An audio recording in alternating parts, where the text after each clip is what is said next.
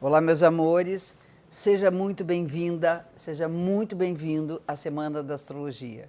Durante essas 3 aulas, você vai ter oportunidade de dar um mergulho bem mais profundo sobre os conhecimentos astrológicos com base num método chamado luz e sombra. Esse é o primeiro passo para você entender como funciona a interpretação do seu mapa astral, que é o mapa, na verdade, do seu nascimento. E como você pode aproveitar as potências dos seus signos para se tornar a sua melhor versão. Você que se inscreveu na semana provavelmente tem um encanto muito especial pelos astros, assim como eu tenho, e tudo que engloba esse saber milenar que é a astrologia. O autoconhecimento, a partir das interpretações astrológicas, faz com que você compreenda melhor como você funciona e como funciona o mundo à sua volta e como você se relaciona com ele. Você já passou pela experiência de ver um papo sobre astrologia e ficar encantado e despertar uma curiosidade gigante sobre o que as pessoas estão falando? Pois eu já. E você também já imaginou alguma vez ter uma ferramenta nas mãos que ajudasse a compreender melhor quem você é, compreender as pessoas com quem você convive e poder melhorar as suas relações? Como seria conhecer as tendências e o jeito de ser de um filho, dos seus pais, de um namorado, de uma namorada, de um companheiro ou até mesmo de colegas de trabalho sobre um ângulo totalmente diferente daquele que você está acostumado a enxergar?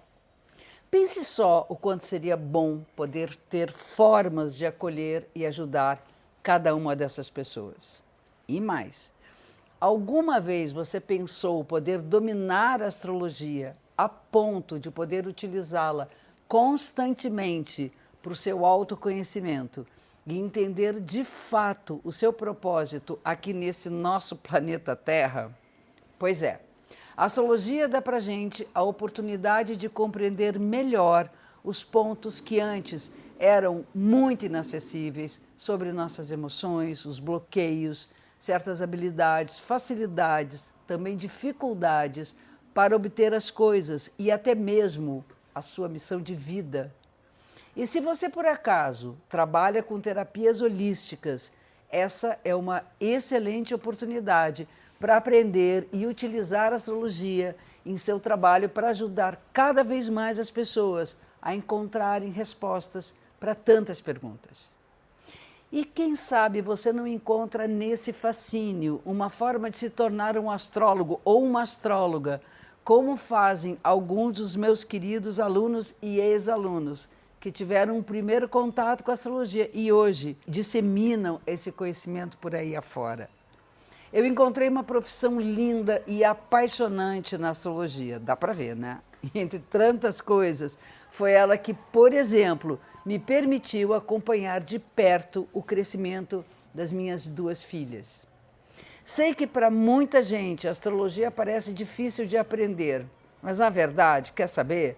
A astrologia pode ser ensinada de forma muito mais simples do que parece. Como diria minha amada mestra Emma Costé de Macheville, carinhosamente chamada por nós de Dona Emi, astrologia simples são apenas 12 signos. Maravilhoso, né? Bom, tem muito conteúdo disponível na internet, isso é fato. Mas é difícil conseguir organizar tantas informações sobre signos, os planetas, as casas, aspectos, de uma maneira que você consiga aplicar todo esse conhecimento no seu dia a dia. Por isso, eu criei essa Semana da Astrologia para facilitar a sua jornada de aprofundamento dos conhecimentos astrológicos seguindo um método. A astrologia é como uma alquimia em que você vai juntar os vários elementos que integram as interpretações do seu mapa astral. E no final das contas, o resultado é deixar sua vida com mais harmonia e com equilíbrio. Autoconhecimento é a natureza em equilíbrio. Não deveria nevar no verão, certo?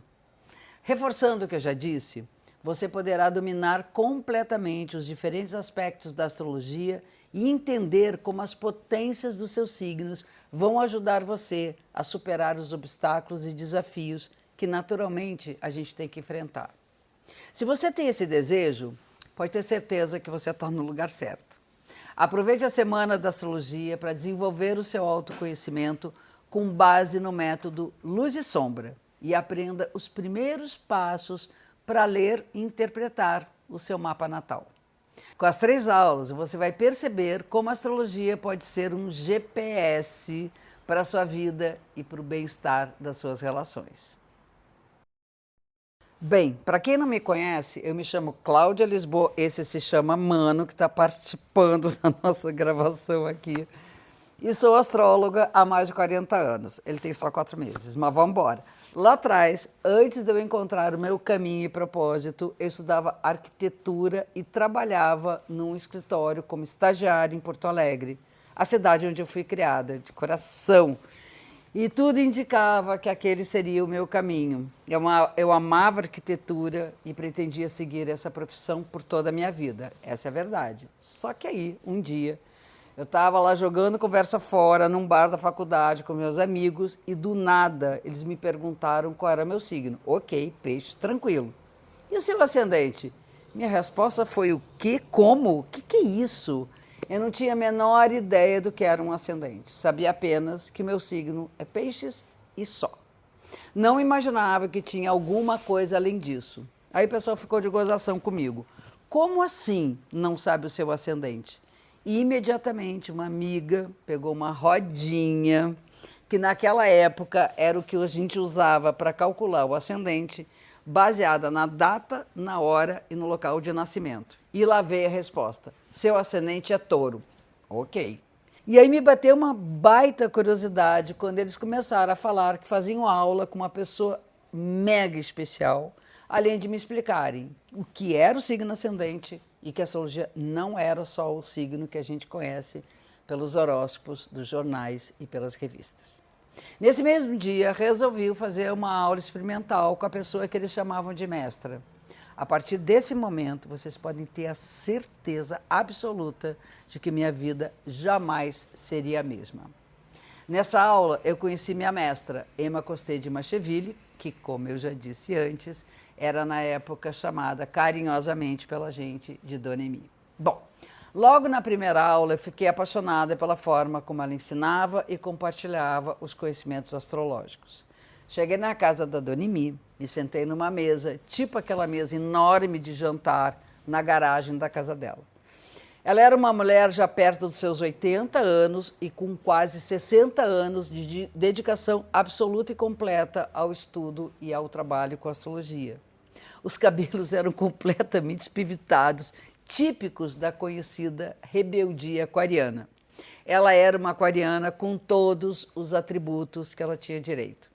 Doadora, inovadora e revolucionária, além de tantas outras coisas. Para vocês terem uma ideia, naquela época, eu estou falando das décadas entre os anos de 1920 e 1970, ela criou 7 filhos somente trabalhando com astrologia. Vocês imaginam? Eu ouvi dela, olha só, a seguinte frase: sejam bem-vindos, eu espero vocês há mais de 20 anos. Isso porque éramos meio hippies e ela previu lá atrás, muito antes, o surgimento de uma juventude que iria falar de amor, se vestir de uma forma muito colorida e resgataria o amor pela espiritualidade. Foi isso, né? Meu coração se encheu de tamanha alegria e admiração por essa mulher, essa professora, que passei a frequentar sua casa e estudei por mais de 4 anos com ela, até ela partir desse planeta. Nesse dia, senti que um novo rumo se abria para mim e eu atendi esse chamado. Eu fiquei fascinada com o saber que Dona Emi nos transmitia e percebi que, à medida que ia assimilando o conhecimento, a minha mente ia se modificando. O que acontece é que a astrologia nos faz pensar de uma forma totalmente diferente, consequentemente, da gente ver um mundo de uma forma também muito diferente daquela que víamos antes. Pois, antes de estudar, eu não pensava muito em saber quem eu era. Isso era fato. Simplesmente eu ia vivendo. Não que isso fosse ruim, claro que não era, mas com certeza não era a melhor maneira de aproveitar toda a potência que a gente tem disponível. É como se antes eu fosse uma pedra bruta e depois a lapidada. Depois que eu comecei a estudar astrologia, passei a compreender que era possível reconhecer e principalmente conhecer e acolher minhas fraquezas e inseguranças, da mesma maneira que me dava uma luz absurda para investir mais nos meus verdadeiros talentos e potenciais. Descobri que muito de mim se escondia por detrás de um desejo enorme, na verdade, agradar as pessoas e de me ajustar ao que diziam ser o melhor para mim, como tanta gente, né? Eu acho que a maioria. Então, meu espírito contestador, que eu já meio que tinha, teve espaço livre para se manifestar. E daí em diante, eu comecei um processo profundo de transformação pessoal. Tomei decisões que, de outra forma, eu acredito que eu jamais tomaria. Foram decisões que, de fato, deram um novo rumo para a minha vida pessoal e profissional, como, por exemplo, deixar para trás a cidade onde eu cresci, a minha família, os meus amigos e me mudar para uma cidade que eu simplesmente desconhecia, mas que me deu a oportunidade de começar a carreira que faz parte da minha vida até hoje. Paralelamente, eu fui me tornando uma pessoa mais tolerante e paciente, coisa que absolutamente eu não era. Isso tudo foi uma vitória para mim. Era um novo mundo que se descortinava. A verdade é que a astrologia me ajudou a me tornar uma pessoa melhor, porque eu passei a entender melhor como eu funcionava, a compreender minhas fontes de luz e onde estavam minhas sombras, e, paralelamente, como se dava a minha relação com as pessoas com as quais eu convivia. O melhor exemplo foi o quanto a astrologia me ajudou na criação das minhas filhas. Para quem não sabe, eu dei à luz a 2 meninas, com uma diferença de quase 5 anos entre elas. E isso já seria um dado que me desafiava a lidar com essa diferença. A primogênita nasceu exatamente nessa época em que eu comecei a fazer a grande transformação da minha vida. Ela viveu comigo isso. Eu tive realmente filho muito cedo, galera. Bom, a caçula já nasceu quando eu já tinha mudado tudo e me tornado professora de astrologia e também astróloga. Até nisso, seus referenciais eram bem diferentes. Mas foi a partir do conhecimento do potencial que um mapa astral delas apontava que me proporcionou a oportunidade de olhar para cada uma delas de forma totalmente diferente uma da outra. À medida que foram crescendo, eu pude direcioná-las com mais facilidade e consciência para aquilo que se afinava mais com sua verdadeira natureza e com seus verdadeiros potenciais. O resultado é que, entre tantas outras coisas, a mais velha seguiu uma carreira científica e a caçula uma carreira artística. Talvez, se não tivesse na mão esse GPS tão maravilhoso, não sei se elas teriam seguido caminhos tão distintos. Bom, voltando ao começo da minha história com a astrologia, eu não pensava nela como uma carreira, mas sim como um saber que me orientava na vida e posso dizer que servia como autoconhecimento e como conhecimento do meu modo de me relacionar com as pessoas, com o meu trabalho, com a família, enfim, com a sociedade como um todo. E aí, já com a faculdade bem avançada e trabalhando no escritório de design, eu entrei completamente em crise em relação ao meu propósito profissional. O conhecimento do meu mapa apontava para um caminho que não era exatamente o que eu tinha escolhido e que eu estava seguindo. Levei ainda um bom tempo refletindo, pensando sobre a possibilidade de trabalhar com astrologia. E, enquanto isso, eu ganhava vida produzindo manualmente cartões de Natal que vendia numa praça no centro da cidade de Porto Alegre. Claro, após pedir demissão do escritório de design. No meio dessa crise profissional, um dia em que eu não conseguia dormir de jeito nenhum, tipo fritar na cama, comecei a chorar, meio que de desespero, e então resolvi escrever para o Bola, Antônio Carlos Arres, meu amigo e compadre, padrinho da minha filha mais velha, dizendo que queria trabalhar com astrologia e que pretendia me mudar para São Paulo para trabalhar na Escola Júpiter, fundada por ele. Naquela época, a gente escrevia carta, tá? Coisas daquele tempo. Coisas da sincronicidade, nesse momento, ele me ligou de São Paulo, perguntando o que estava de errado comigo, porque não parava de pensar em mim a noite toda. Foi nessa hora que eu decidi largar tudo o que fazia e, a partir daí, construir a minha carreira de astróloga.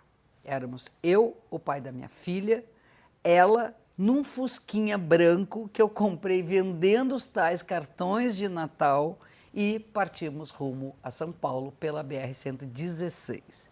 Ela tinha apenas 2 anos e meio. O Bola nos convidou para morar na casa dele e lá eu fiquei até mudar para o Rio 1 ano depois.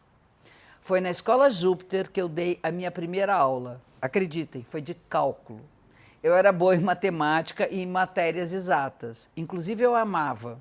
Mas foi no Rio, 1 ano depois, que eu comecei a dar as primeiras aulas de interpretação, coisa que eu faço até hoje. Desde então, são mais de 40 anos ensinando, escrevendo e atendendo, tentando ao máximo iluminar vidas através do método de luz e sombra transmitido pela minha amada mestra Dona Emi. Dando um pulo enorme no tempo, há cerca de 5 anos, levei esse movimento para o mundo online. Muita coisa se passou e percebi a importância de expandir cada vez mais a astrologia no universo digital. Por isso, criei o movimento Astrologia Luz e Sombra, que dá voz a mais astrólogas e que estudaram comigo e que eu chamo das netas da Dona Emi. Elas me ajudam a levar o autoconhecimento através dos 12 pontos de luz e sombra dos 12 signos do zodíaco. Eu já tive alunos dos mais variados tipos. Eu já tive alunos que estavam cursando ensino médio, alunos que tinham empregos o tempo integral e se dedicavam à astrologia como hobby, e alguns alunos que trabalhavam com algum tipo de terapia holística. A exemplo de psicólogos junguianos que utilizam esse conhecimento como ferramenta complementar dos seus trabalhos. Tive também muitos alunos que se tornaram astrólogos e astrólogas, alguns com que eu, inclusive, tenho a linda oportunidade de conviver e trabalhar. Hoje eu consigo reconhecer bem quais são os fatores que levam uma pessoa a aprender e a usar a astrologia como forma positiva em suas vidas. É que tudo começa pela forma com que elas tentam aprender a astrologia e quais são os seus objetivos nessa empreitada. Há 4 formas que são bastante comuns e que, sem dúvida, ajudam de fato e muito no aprendizado da astrologia. Mas tem uma 5ª que eu acredito ser o que faz a diferença para mim, o que tem mais a ver com a maneira como abordamos esse conhecimento. Essa forma me ajudou não só a aprender astrologia de uma maneira muito especial, mas também a aplicar o conhecimento astrológico no meu autoconhecimento e em minhas relações. A primeira forma, você pode até tentar aprender lendo horóscopos. No trabalho que eu faço para o jornal O Globo, eu tento compreender o céu do momento e ver que tipo de pílula de sabedoria ele pode nos oferecer dia a dia. Não gosto de ver o horóscopo como algo determinista, nem a astrologia como um todo, pois tudo depende de nossa própria habilidade e livre-arbítrio. O desafio de aprender com o horóscopo é que ele não analisa a pessoa de forma particular, mas sim genérica, além de ser uma tendência de um dado momento. A segunda forma é tentar aprender astrologia através dos livros ou de publicações na internet. Eu já li muitos livros e estou sempre indicando leituras, seja para os meus alunos, seja nos meus vídeos do YouTube. Tem inclusive o meu próprio livro, Os Astros Sempre Nos Acompanham, que tem mais de 15 mil cópias vendidas. Tem também os meus outros 2 livros que eu escrevi nos últimos anos, Luz e Sombra dos 12 Signos e Astros e Previsões. Também já li muitos materiais riquíssimos que vários colegas generosamente compartilham nas redes. Porém, para aprender assim, temos que ser mega disciplinados ou ter um mentor para orientar a gente durante esse aprendizado. Ao aprendermos sozinhos, também temos a desvantagem de não trocar ideias com outras pessoas e de vermos na prática as interpretações de outros mapas. O terceiro modo é tentar aprender conversando com gente que entende ou mesmo com quem está aprendendo. Aí tem uma troca. De fato, eu aprendi muito trocando com meus colegas, com os alunos e meus clientes. Porém, na conversa, muitas vezes falta o tal famigerado método. Ainda tem uma quarta forma de aprender, que é fazer um curso estruturado, com método validado por muitas pessoas, e ao final da Semana da Astrologia você vai ter a oportunidade de conhecer tudo a respeito do meu programa online de astrologia. Eu mesmo dou aulas há mais de 40 anos e essa é uma atividade muito gratificante, pois vejo resultados práticos nas vidas das minhas alunas e dos meus alunos. Agora, tem uma quinta forma, ainda muito mais especial, que foi a maneira com que eu aprendi com minha mestra, Dona Emi. Trata-se do aprendizado com o conceito de luz e sombra, e é com base nesse método que eu vou ensinar o conteúdo de cada um dos 12 signos. Mas antes eu quero falar sobre como eu vejo o autoconhecimento. Ele é uma das principais motivações de meus alunos ao começar a estudar comigo. Eles querem entender melhor quem eles são, aprender a lidar com suas crises e a melhorar suas relações, entre outros desafios. Por isso eu faço questão que todos eles conheçam bem seus mapas natais. Você não precisa começar entendendo tudo logo de início, e nem dá, mas pode começar a se familiarizar com seu signo solar, lunar, com ascendente e com o meio do céu. Inclusive, eu vou falar sobre esses 4 pontos na segunda aula. Segura lá, hein? Em geral, todos até conhecem bem seu signo solar, que é aquele signo que a gente conhece através dos horóscopos, das revistas e dos jornais. Mas desconhecem outros pontos e aspectos do mapa, que, com um pouco de esforço, já nos ajudam a desvendar muito dos nossos mistérios. E só com isso já começamos a compreender por que sentimos, pensamos, agimos, gostamos, perseguimos objetivos e fazemos as coisas do jeito como fazemos. Agora eu vou apresentar como a minha mestra pensava as características dos 12 signos do zodíaco através do conceito de luz e sombra de cada um deles. Essa aula é a base, o início da metodologia baseada na relação de luz e sombra. A gente sabe que onde tem luz, sempre terá sombra. O que acontece normalmente quando a gente ouve falar de um dos 12 signos? Normalmente o seu, né? A gente ouve falar que tem tantas qualidades, que é isso, que é aquilo, e lá vem aquele caminhão de defeitos, enfim. E essa história de, isso aqui é positivo, isso aqui é negativo, para mim não funciona, não é a melhor maneira da gente entender a vida e de viver as coisas da vida. O que aconteceu com Dona Emi foi, ela questionava tudo, uma bela aquariana. Um belo dia, uma aluna deu para ela um quadro, desenhou um quadro, com um círculo, dividido em 12 partes. Cada um era um signo do zodíaco, começando por Áries, passando por Touro, Gêmeos, até chegar a Peixes, o último signo. E ela escreveu a potência de cada signo, que ela chama de qualidades, não de coisas positivas, de qualidades. Qualidades. Ela olhou para o quadro e olhou de frente um para o outro e percebeu que as qualidades de um signo eram as qualidades que faltavam para o signo oposto. Então, tudo que era negativo num signo, na verdade, era a dificuldade de dar vazão, de ter acesso às qualidades do seu oposto. E aí, ela, como uma exímia pensadora, como poucas que eu conheci, e com poucos, ela pensou no seguinte: o Sol ilumina um signo.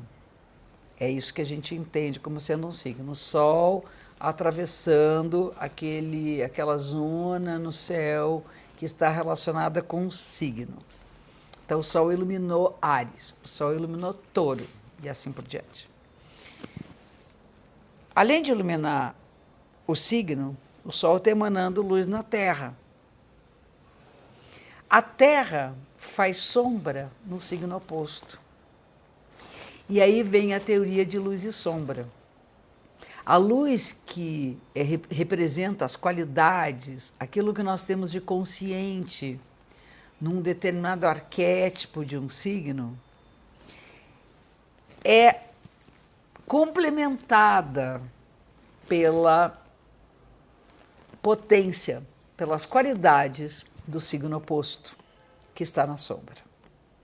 Se nós acessarmos nossas sombras, se nós tivermos consciência do que habita lá, quem é que mora nessa região sombria, e nós investirmos energia, tempo, disponibilidade emocional, espiritual, para desenvolver essas qualidades, vocês não imaginam que passo no nosso crescimento pessoal nós vamos dar. Isso é a base da maior ferramenta de autoconhecimento no método que Dona Emi desenvolveu para o estudo da astrologia. Então, vamos começar cada eixo. Eu vou estudar os eixos. E para vocês entenderem esses eixos, vamos lá. Então, vamos começar. Para compreender os eixos, nós temos Áries, de um lado, que é o primeiro signo, e do oposto Libra, que é o sétimo signo. Logo a seguir vem Touro, o segundo signo, que tem como oposto, do outro lado, o signo de Escorpião, que é o oitavo signo.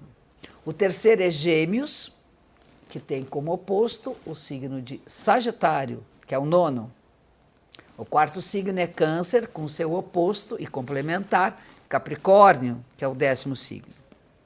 O quinto signo é Leão, e seu oposto e complementar é Aquário, o 11º signo. E por último, o eixo do sexto signo, Virgem, com seu oposto, o 12º signo, que é Peixes. Isso vale para estes outros signos. O oposto de Libra é Áries, de Escorpião é Touro, de Sagitário é Gêmeos, de Capricórnio é Câncer, de Aquário Leão e de Peixes é Virgem.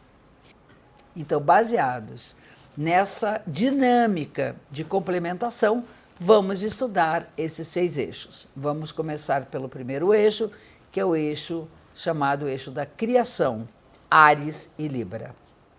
Vamos então falar de Áries primeiro. Áries é representado por um carneiro que vai com tudo. É interessante porque ele representa em algumas culturas o símbolo da inocência, a espontaneidade. Áries é o primeiro signo, é aquele que vem primeiro, é aquele que nasce, que vem do nada, né? Vem do todo. Enfim, ele é o brotar da vida. E o carneiro, ele tem essa representação simbólica, né, da inocência.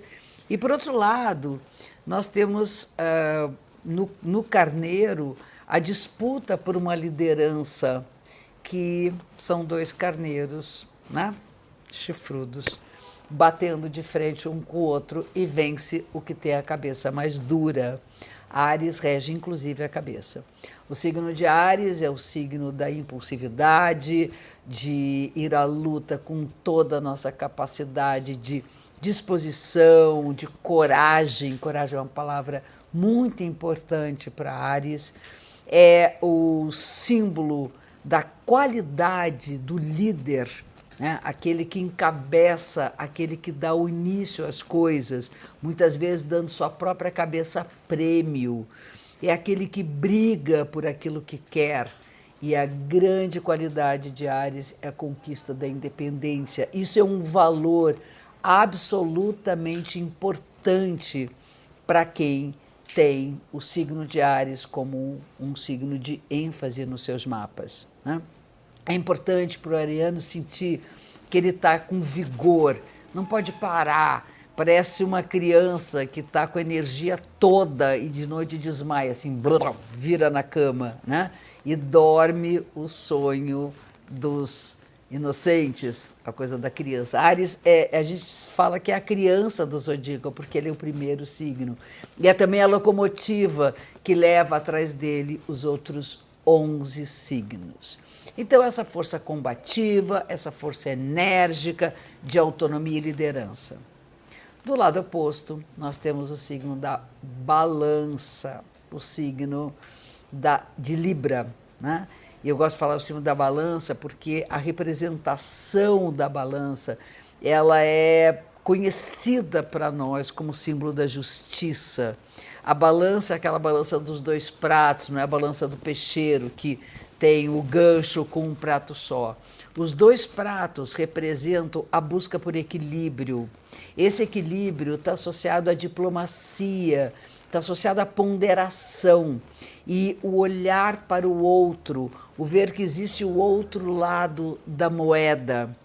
A justiça, né, quando a gente pensa na balança, ela é um objeto, ele é um objeto, não é qualquer, né, porque o zodíaco ele é todo de seres vivos, né, o único objeto do zodíaco, e quando você pensa na balança, ela é um objeto, não é um objeto qualquer, é de pesos e medidas, então é pesar, medir e ponderar.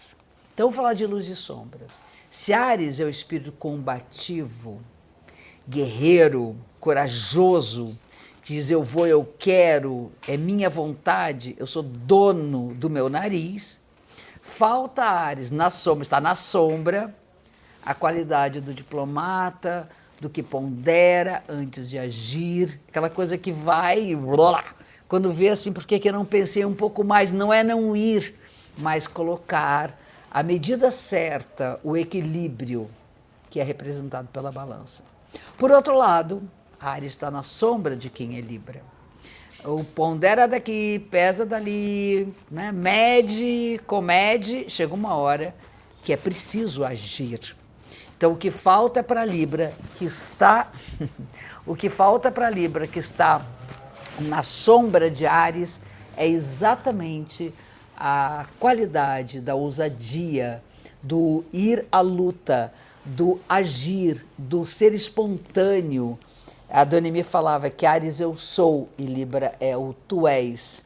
Então, Libra deve olhar um pouco mais para a sua própria vontade, enquanto que Áries deve olhar para o outro e ponderar as suas atitudes. Vamos então para o segundo eixo, o eixo Touro e Escorpião, que é o símbolo da vida criada. O touro, quando a gente vê simbolicamente, é o animal mais parrudo do zodíaco, mais massa, né? E ele representa então o primeiro signo que fala sobre a materialidade das coisas. Nós vivemos no mundo da matéria, por isso a matéria criada, a vida criada. Se Áries é vamos criar alguma coisa, o touro é botar a mão na massa e fazer isso se tornar uma realidade material. Os cuidados com a vida material. O touro é uma espécie de operário que arregaça as manguinhas e vai e trabalha até a exaustão. A importância do signo de touro está associado à preservação da matéria. Nós sabermos considerar que nosso universo deve ser mantido. E então, uma das maiores qualidades de touro é a manutenção, a busca por uma segurança nesse universo material. Nós, claro, precisamos sobreviver, nós precisamos viver, nós precisamos comer, precisamos beber, precisamos pagar nossas contas. E o touro tem a ver com essas questões da vida, né? Temos aqui companhia hoje, mas eu vou deixar porque fazem maior sucesso, né? Então, o touro é isso, é esse apego, esse apreço pelas coisas que nos são queridas, né? E manter, e cuidar, e preservar. Do outro lado, nós temos o signo de Escorpião. O Escorpião sempre foi considerado, e até hoje é, um signo maldito. Na minha geração, os malditos eram bem-vindos, enfim, era uma qualidade. E o que eu considero é um estigma. Eu vou repetir uma frase da minha mestra, que ela falava para nós e para os escorpianos. Não falem mal de um escorpião. Se algum escorpião te fere, seja consciente de que ele quer despertar em você uma coisa que você não via ou não queria ver. Agradece a ele como você agradece a um cirurgião que te corta, mas te salva a vida. Aí agora vamos falar de luz e sombra. Mas vocês, escorpiões, não esqueçam de dar anestesia. Sangue frio é sacanagem. Essa doçura, essa capacidade de preservação do touro, a perseverança do touro, mas eu acho que a doçura é uma das qualidades importantes para o desenvolvimento do escorpião que está na sombra. E para o touro, o que ela fala? Desapega, ou não se apegue às coisas, cuide das coisas sem se apegar. O escorpião fala de morte e renascimento, touro fala de materializar, de preservar. A vida é a matéria e ela é a transmutação da matéria. Então, para o touro, é importante saber transformar-se, desapegar, começar coisas novas, deixar para trás aquilo que é, muitas vezes, precioso, mas que teve seu fim. Enquanto que o escorpião é importante, mesmo que consciente, de que as coisas acabam, preservá-las enquanto elas existem. Legal essa luz e sombra de cada eixo. Terceiro eixo, Gêmeos e Sagitário. O símbolo da sabedoria, o símbolo, o eixo do conhecimento. Gêmeos é representado por dois gêmeos que trocam entre si. Na mitologia, um morre, outro vive, porque um é mortal, o outro é imortal, e acaba no final da história que eles trocam os seus lugares entre si. Enquanto um morre, outro vive, enquanto este morre, o outro então vive. Gêmeos, por representar os irmãos, é o primeiro signo que fala da nossa socialização. Nós temos trocas a fazer, é um aprendizado. Gêmeos é o signo do movimento, está tudo em movimento, está tudo em constante mutabilidade. É o signo da adaptação. Vamos falar de comunicação, de adaptação, de flexibilidade, de múltiplos interesses. Essa é uma das qualidades muito importantes de Gêmeos. Ele consegue fazer 20 mil coisas ao mesmo tempo. E ele consegue ter um raciocínio rápido, porque ele troca também rapidamente de assunto. E isso é produto da curiosidade de entender que a vida ela tem diversas faces, que nós somos diferentes uns dos outros e nós temos trocas a fazer. Do lado oposto, no signo Sagitário, nós temos uma simbologia incrível, que é um ser híbrido, metade animal e metade humano, com uma flecha apontada para o alto. O lado animal fala do cavalo, né? Um cavalo desse galope, de seguir sempre, de ser livre no campo, né? De avançar nas fronteiras, de não parar, de caminhar, de encontrar aquilo que a liberdade permite. O lado humano é a mente que raciocina, a mente que pensa, é o lado mental da gente. Agora, a flecha não para aí, porque o mental é Gêmeos. O que é incrível nesse símbolo é que a flecha aponta para uma evolução. O ser animal que ganha a capacidade de raciocinar, de linguagem, de pensamento, ganha mais ainda quando ele evolui na busca de um ideal, na busca de uma espiritualidade, na busca da produção de um saber que fará bem para uma humanidade. O que está na sombra de Gêmeos? Se Gêmeos é essa multiplicidade, a tal dispersão, a tal incerteza de Gêmeos é complementada pelas características de Sagitário, que são o foco, o objetivo, ir adiante, não parar. É tentar levar toda essa complexidade de informações num sentido, buscar um sentido maior para usar e aproveitar essa multiplicidade de interesses. Por outro lado, o Sagitário tem os Gêmeos na sombra, que significa ter a flexibilidade, dialogar com seus diferentes. Sabe aquela coisa de olhar lá para cima, conversar com os seus pares acadêmicos, com aqueles pensadores, com os ideais semelhantes aos seus? Nós temos que, então, descer desse alto e olhar à nossa volta e aprender a trocar, a se movimentar nas pequenas coisas. Esse é o eixo de luz e sombra, é o terceiro eixo, o eixo do conhecimento. O quarto eixo, o eixo da eternidade. Adorava esse nome que a Dona Emi falava, né? O eixo da eternidade. Por quê? O signo de Câncer, o caranguejo, aquele que anda meio de ladinho, né? Ele tem essa coisa da relação o mar e a terra, do mar para praia, para areia, né? E o mar representa onde a vida surgiu, o começo de tudo, da vida. Então fala de ancestralidade, fala das memórias, daquilo que vem do passado, da nossa vinculação com o que está lá atrás. A sensibilidade associada a essa memória afetiva, que a gente vai chamar de memória familiar. Por isso fala tanto, o câncer é uma família, ligada à família. Conheço canceriano que não tem, sei lá, uma família perto de si, mas faz daqueles amigos a sua grande família. Então, é um valor importantíssimo para o signo de Câncer, as relações e os elos de afeto. Por outro lado, a Dona Emi falava que ela queria que ter a visão do futuro, a intuição, a sensibilidade de olhar lá na frente e prever o que pode estar para ser vivido.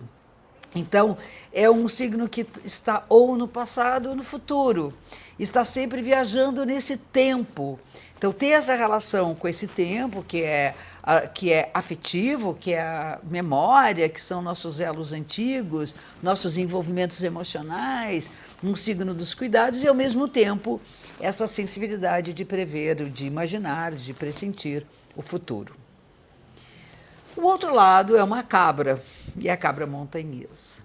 A montanha é dura, as patas da cabra são feitas, têm garras para escalar essas escarpas, onde elas vão buscar o abrigo, defendendo-se, né, dos seus predadores, e ao mesmo tempo vão buscar, às vezes, alimento nesses nichos, onde ela não encontra lá embaixo.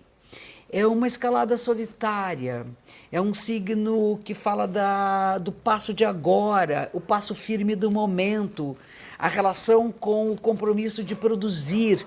Tem uma coisa muito grande com realidade, a realidade como ela é, dura, nua e crua. E, ao mesmo tempo, a ambição de construir algo de sólido, relacionado principalmente, na maioria dos casos, à necessidade de uma realização profissional. O que nós temos, então? Se Câncer é o passado e o futuro, e Capricórnio o presente, nós temos, então, o eixo da eternidade, para começar. Se Câncer é o passado e o futuro, o que falta para o Câncer é olhar para o presente, sentir onde os pés estão no momento, pisar firme no solo de hoje, porque isso é o resultado de tudo que se viveu e será o que vai dar o resultado do futuro. É importante que o Câncer coloque o pé na realidade e tenha também com essa realidade uma posição mais dura, nem sempre conseguindo dar limites por conta dos elos afetivos. Então, o que está na sombra de Câncer é a dificuldade de estabelecer limites e, ao mesmo tempo, viver num mundo onde a imaginação é o seu elo de afetividade. Por outro lado, Capricórnio, que tem o pé no presente, deve olhar para esse passado, dar importância, dar valor à história já vivida, porque ele se cobra ali. Será que eu estou fazendo? É uma necessidade enorme, é um limite que ele se impõe para fazer as coisas com precisão, com bons resultados. E tem que olhar que existe uma história por detrás disso. E, ao mesmo tempo, sentir que acreditar num futuro, acreditar que vai conseguir chegar lá. que é essa coisa sensível, mais amorosa, que está na sombra do Capricórnio. Eu sempre falo que no signo de Capricórnio é uma cabra montanhesa, que eu não falei no início, com um rabo de peixe. O peixes, vocês vão ver, é um símbolo de sensibilidade. Então, dizer que o Capricórnio é insensível é mais uma outra abobrinha, né? Ou estigma, tipo do escorpião, que a gente vê que ele se esconde muitas vezes da sua sensibilidade, ou esconde essa sensibilidade, mas são seres também sensíveis. E o caranguejo carrega uma carapaça. Então, vocês veem que a luz e sombra pertence a essa sabedoria que une os opostos. Vamos agora para o nosso quinto eixo, que é o eixo dos signos de Leão de um lado e Aquário do outro. A Dona Emi chamava de eixo do amor. Por que o eixo do amor? Vamos começar com o Leão, que a princípio toda a antiguidade se fala dele reger o coração. É o signo que fala de sentir com o coração, deixar o coração pulsar as nossas paixões, a vontade de viver. E a gente tem um complemento disso, que é o fato de ser o signo regido pelo Sol, a única estrela do nosso sistema solar.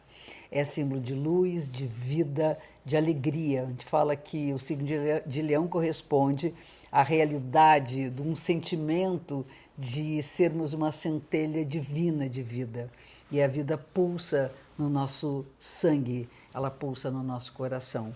Então, Leão é um signo associado, é um signo de fogo, é um signo associado ao desejo e alegria de viver, tem um poder centralizador. É impressionante como, quando a gente pensa em Leão, a gente imagina o leão em cima do palco, o leão gosta de aparecer. Tudo bem, eu acho que gostar de aparecer não é nenhum problema. A questão é que o leão tem uma luz própria, então ele não precisa subir em cima da mesa para aparecer, não precisa estar em cima do palco. Se ele ficar debaixo da mesa escondidinho, tem uma luz ali que atrai as pessoas. Esse polo centralizador de energia faz com que a gente entenda essa força que é emanada pelas pessoas que têm essa ênfase no signo de Leão. Então, o Leão é o prazer de viver, é a alegria de estar vivo aqui no presente, no aqui e agora, é sentir a paixão e amor pela vida, né? Ele tem esse poder de, concentrando forças em torno dele, de centralizar as atenções para que ele possa gerir, criar aquilo que vem dele, né? É um signo associado ao criativo, o poder de comando, de ser um gestor, né, daqueles que estão à sua volta, daqueles que ele tem essa capacidade de coordenação. Do outro lado, nós temos o Aquário, e já que a gente fala que Leão rege o coração, o Aquário rege as veias e as artérias. Então, o coração centraliza o sangue e depois ele pulsa pelas nossas veias até os últimos cantinhos do nosso corpo. É a distribuição da energia. Se Leão é a força solar atrativa, o Aquário é a força irradiativa, aquela que doa a sua energia para os demais. Então, nós falamos de um amor coletivo, um amor a todos os seres vivos, e que essa sabedoria ela é transmitida por essa força de doação do Aquário. Por isso, temos o amor coletivo e o amor individual, nesse eixo que é o eixo chamado pela Dona Emi de eixo do amor. O Aquário significa servir a coletividade, é o signo dos amigos, da nossa turma, da equipe de trabalho, da solidariedade, da força que é unirmos aos outros para ganharmos mais intensidade. O Leão é a força individual, é acreditar que eu posso, a força que eu trago no meu coração, enquanto que Aquário é poder doar essa energia e dividi-la com os demais. Então, a questão da sombra, né? Então, se fala, comenta, se o Leão tem toda essa energia generosa que é viver a vida plenamente. Por outro lado, fala que é egoísta, que é isso, aquilo, enfim. Um signo associado até ao processo narcísico da gente saber o valor que nós temos, o valor de nossa existência individual. Esse narcisismo, colocado do seu ponto de vista negativo, nada mais é do que a sombra em que o leão, de cima do seu, vamos chamar, pedestal, ele pode descer e distribuir essa força, conhecer que as diferenças, saber que as diferenças fazem parte da sua existência, olhar para os outros, né, cedendo lugar no palco aos demais. Por outro lado, o aquário, como dizia a Dona Emi, tem que aprender a botar a pata do leão em cima da mesa e saber fazer valer também sua vontade, reconhecer sua força individual. Então não existe um eu sem os outros e não existe os outros se eu não participo. Quem são os outros para mim se eu não estou presente? Então essa presença no aquário, que é a força de acreditar na vida, de ter alegria de ser único, ser uma individualidade, é o que precisa ser desenvolvido para não criar também as inseguranças ditas do aquário. Normalmente, isso também a Dona me dizia, que o aquário pergunta para todo mundo o que eu devo fazer, o que eu não faço, qual é a sua opinião, no final eles fazem exatamente o que eles bem entendem. E essa é a sombra do leão que vai aparecer no momento em que ele precisa tomar uma decisão. Já o leão, que a gente fala assim, o leão é todo seguro, imagina, em cima do palco a gente morre de medo de ser vaiado. Então nós dependemos do olhar dos outros, nós oferecemos o espetáculo para aqueles que nos assistem. Então essa é a força do amor, o eixo do amor, e que complementando um ao outro, nós temos ali a força do indivíduo e a força da coletividade. Esse é o nosso quinto eixo de luz e sombra. E o último eixo, chamado eixo da purificação, nós temos Virgem de um lado e Peixes do outro. Virgem é outro signo que eu considero muito mal interpretado, porque, como eu sempre digo nas redes, Virgem é o único signo do zodíaco representado por uma mulher.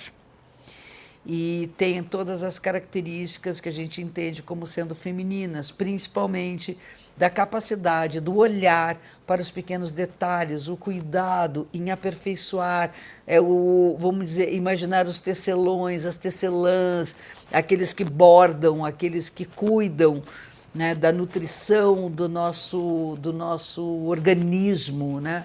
Signo do orgânico. Posso dizer que signo de Virgem é o signo do que a gente entende como a dinâmica orgânica. Então, uma das qualidades mais importantes de Virgem é o saber organizar a vida dessa forma que não é quadradinha, não é separando por cores, mas de maneira a conseguir uma boa funcionalidade, uma boa produtividade. A outra é o olhar crítico, ele é um grande observador da realidade. E ele observa nos mínimos detalhes, ele fica quieto. E quando ele fala, ele tem a propriedade analítica e, por isso, ele é um excelente crítico. Do lado oposto, nós temos o último signo, aquele que fecha o zodíaco, que simbolicamente representa a união de todos eles, é onde tudo se reúne, por isso os peixes representados pelo grande oceano. Mas tem uma coisa interessante, é um peixe voltado para um lado, o outro voltado para o outro, e aí nós temos os dois unidos pelas bocas. Isso é a totalidade. Não existe o lado bom, não existe o lado ruim, eles estão unidos. Nós somos uma coisa só, fala da espiritualidade, fala dessa percepção do todo, da síntese, e é uma das grandes qualidades piscianas, é ter um olhar sintético das coisas, aquele que diz, enfim, em resumo, ele é o último, né? Em resumo, o que é isso, isso, isso. Em 3 palavras, ele consegue dar conta de inúmeros detalhes, que é a característica do seu oposto Virgem. O signo de Peixes está ligado à intuição e a um silêncio, que é um silêncio da alma. São pessoas, ou a representação da nossa produção psíquica, daquilo que é da subjetividade. Então vamos lá. Se Virgem é análise e é o crítico, ele tem que aprender a se distanciar e ver que tem um motivo maior que faz com que o todo tenha um sentido, né? A crítica, quando ela não percebe, ela não tem a sensibilidade de entender aquilo dentro de um contexto maior, ela pode ser muito cruel, né? E até consigo mesmo, né? Às vezes eu falo que o peixes é essa empatia, é essa capacidade de perdoar, esse amor universal que a gente chama de peixes, é o amor universal. Então a gente tem que entender que há amor em tudo, né? Por outro lado, o que acontece com peixes? É preciso aprimorar o olhar. A Dona me dizia: ponha os peixes para trabalhar, porque senão vão viver naquele mundo e acabam enlouquecendo na sua fantasia e na sua imaginação. E os virginianos, é preciso que eles tenham momentos de relaxamento, diminuir a ansiedade, respirar mais fundo, entrar nessa sombra que é o peixes, iluminá-la, que é o signo de uma contemplação do alimento do espírito. Não sei se vocês sentiram, na primeira, minha paixão por esse assunto de luz e sombra, mas esse conceito mudou o meu olhar para a vida. Me fez ver minhas luzes e minhas sombras. Eu tive um trabalho, e tenho até hoje, intenso para obrar ali, né? Trazer para a prática aquilo que a gente aprende na astrologia. Então não é só saber que sua sombra é o peixes, não é só saber que as coisas que você precisa desenvolver são essa ou aquela. É preciso colocar isso em prática mesmo, é preciso com que a gente experimente, isso vai se tornando cada vez mais consciente. E vocês podem imaginar que o outro é que vai nos mostrar o que está nas nossas sombras. Exemplo, uma pessoa do seu signo oposto. Pode ajudar, concordo, mas não é ele o responsável por exercer essa força e nem por despertar isso em você. Pode ajudar, é uma ferramenta também. O que é preciso é olhar para dentro das nossas sombras. Esse signo está dentro da gente. Na verdade, vou revelar uma coisa para vocês. Nós temos os 12 signos na nossa carta natal. Elas estão iluminadas por determinados pontos, que vai ser até um assunto da próxima aula, e que vão trazer exatamente pontos de luz e pontos de sombra. Então, esses pontos de luz são nossos, até que você pode até conhecer uma pessoa do mesmo signo, reconhecer essa luz. Mas as sombras, elas têm que ser desenvolvidas a partir de dentro, a partir de nosso trabalho, de colocar isso em prática no dia a dia. Bom, esse foi o método luz e sombra dos 12 signos do zodíaco. Por enquanto, vamos ficar por aqui. E eu já estou adiantando alguns temas da próxima aula. No vídeo 2, eu vou explicar como funcionam as interpretações do signo solar, o da lua, o do famoso ascendente e de um ponto não tão conhecido, mas tão importante, chamado meio do céu. Você vai entender como esses aspectos representam a base da sua individualidade. Só para dar um gostinho, o Sol é o seu lado racional e a Lua simboliza as emoções e os sentimentos, são opostos. São dois dos personagens centrais do nosso mapa de nascimento. Além desses dois pilares, temos o ascendente, que é como você expressa a sua individualidade e se coloca no mundo através das potências do signo que ali se encontra. Por fim, o meio do céu simboliza o caminho a ser seguido, ou seja, qual a missão que foi destinada a você e que tem a ver com sua vocação e trajetória profissional. Se você nunca fez um mapa astral e quer acompanhar a aula 2, conhecendo melhor os 12 signos e aplicando aos conceitos que eu vou desenvolver sobre o Sol, a Lua, o ascendente e o meio do céu, aqui embaixo do vídeo tem um botão para você obter o desenho do seu mapa gratuitamente. É o primeiro passo para você começar a compreender de fato quem você é e, através desse GPS astrológico ou GPS das relações, para trilhar a jornada da sua melhor versão. Esse cálculo das posições astrológicas é uma versão gratuita que eu estou disponibilizando, mas você gostaria de ganhar um mapa astral digitalizado completo de presente durante a Semana da Astrologia? É um super presente, não é? Para ganhar esse poderoso documento com as minhas interpretações, você precisa participar de um desafio. Lá no meu Instagram, @ClaudiaLisboa, você vai entrar no último post e responder a seguinte pergunta: como a aula de hoje, a de interpretação de luz e sombra dos 12 signos, já ajudou você no desenvolvimento do seu autoconhecimento? As 3 melhores respostas vão ganhar esse mapa astral de presente. Mas se você já tem esse mapa, você pode escolher uma pessoa querida para ter acesso a esse GPS astrológico. Capricha no seu depoimento, que eu estou ansiosa para ler e ver como esse conhecimento já está ajudando você na construção da sua melhor versão. E na aula 3 teremos um conteúdo prático. Você vai conhecer os 4 elementos que são encontrados na natureza e no seu mapa astral, que são o fogo, a terra, o ar e a água. Os signos estão divididos nesses 4 elementos, e tanto o excesso quanto a falta de cada um deles traz à tona o seu jeito de ser e como você se comporta nas suas relações. Eu vou ensinar como fazer os cálculos a partir de uma contagem bem simples de cada elemento, para você ver como eles estão dispostos no seu mapa e se há ou não equilíbrio em cada um deles. Você vai entender as razões do porquê acaba lidando de uma maneira ou de outra com seus sentimentos e suas emoções. Gratidão por ter você aqui comigo, ao meu lado, durante essa semana. Eu espero que o conteúdo das 3 aulas ajude você a potencializar o seu autoconhecimento com base no método Luz e Sombra e a ter um aprofundamento cada vez mais significativo dentro desse universo mágico que é a astrologia. Mas antes de terminar esse vídeo, posso pedir um favor? Me conta o que achou dessa aula e o que você aprendeu até aqui.